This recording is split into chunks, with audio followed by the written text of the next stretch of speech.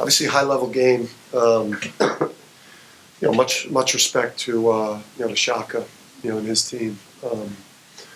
Really good team. One of the best teams we've played this year. One of the best teams in the league. Obviously, championship contender, championship quality team. So to beat them is hard.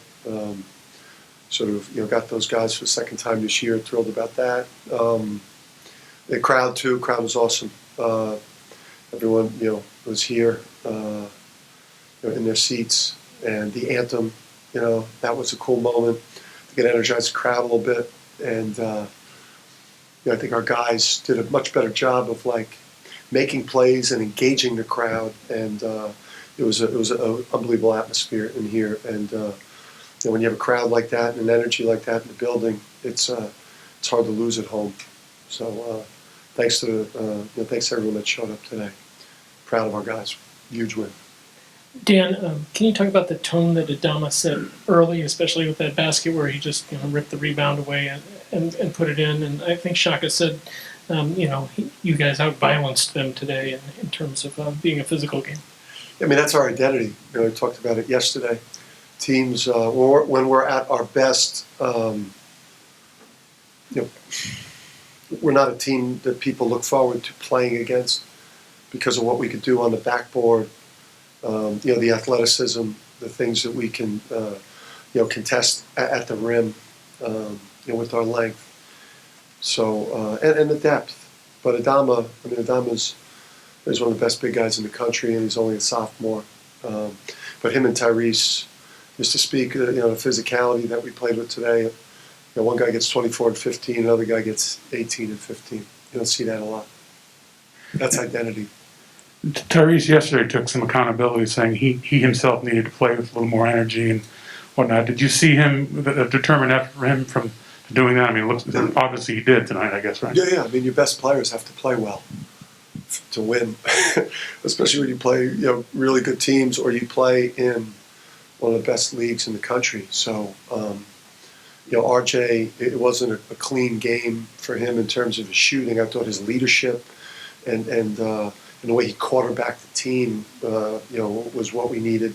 But Tyrese and Adama played like, first team all-league players. I mean, Adama played like a Big East Player of the Year guy, and that's how you play at the top of the league, where you have multiple all-conference level type of guys, and so we need those guys to show up night in and night out. And then we got great contributions by a bunch of other guys. Dan, every time they took your double-digit lead and cut it to 3 or 1 or whatever, you guys quickly had an answer to push it back. What does that say about the composure, maybe even the maturity of your group? I mean, we've been a good team. I mean, we've been incredibly hard to beat. Marquette's one of the better teams in this league. We swept them, beat them on the road, beat them here. Obviously, we're the only team in the country to beat Auburn. We've dealt with injuries. We've dealt with COVID. And then we went through just a valley part of the season, which every team goes through. So, we know that we're a formidable team. We just needed to get back to our identity, and just play with a little bit more passion, play with a little bit more fire, more force. That's who we are today. I mean, plus 19 on the glass.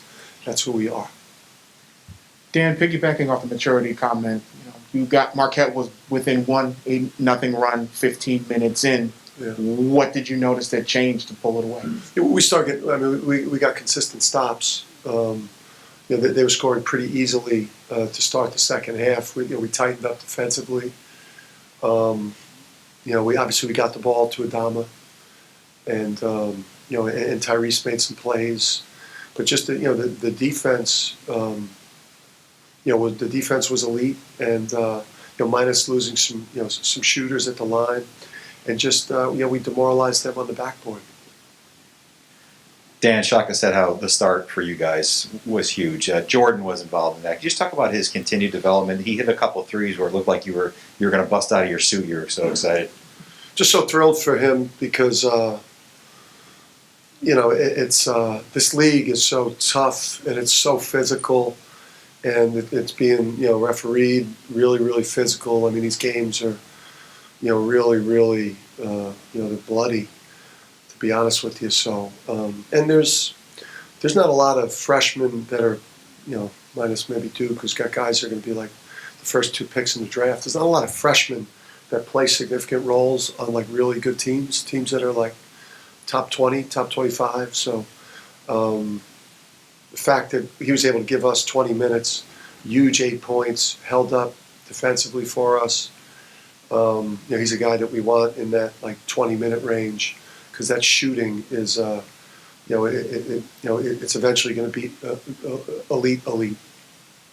Dan, do you need to tell your guys that this is the spirit and the energy you play with the rest of the way, or is that just something they can learn from this game? Yeah, I mean, you certainly going to have to remind, and but I think what this team went through in terms of the outside, the noise,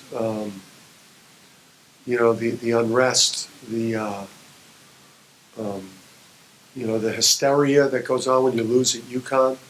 You just have to be able to turn it off. Delete your Twitter. Like, don't go on social, and just focus on what we got to do. We've got to, we're in a great place as a program and as a team to have a great last month of the regular season.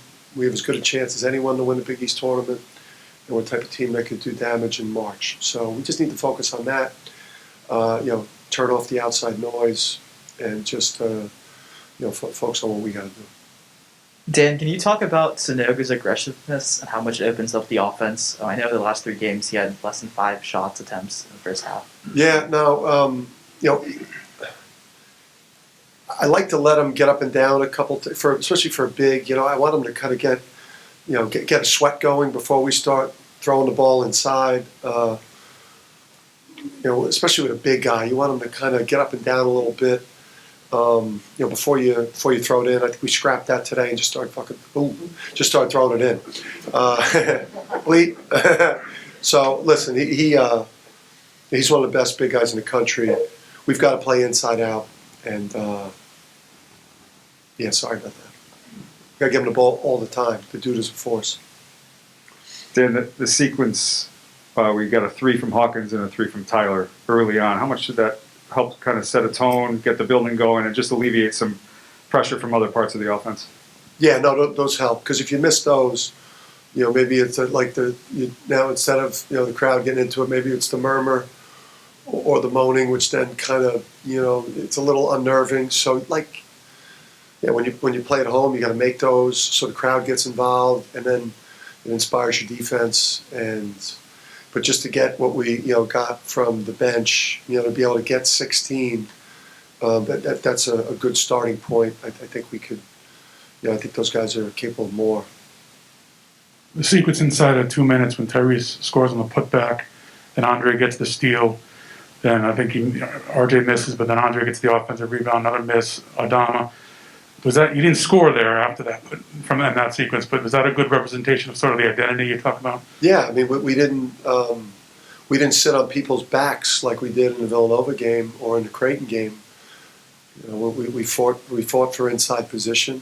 We pursued the ball like our lives depended on it, because really going into this game, I mean, we couldn't lose this game. I mean, we played with the desperation that you need to play with every single night. Which just happens to be, our identity.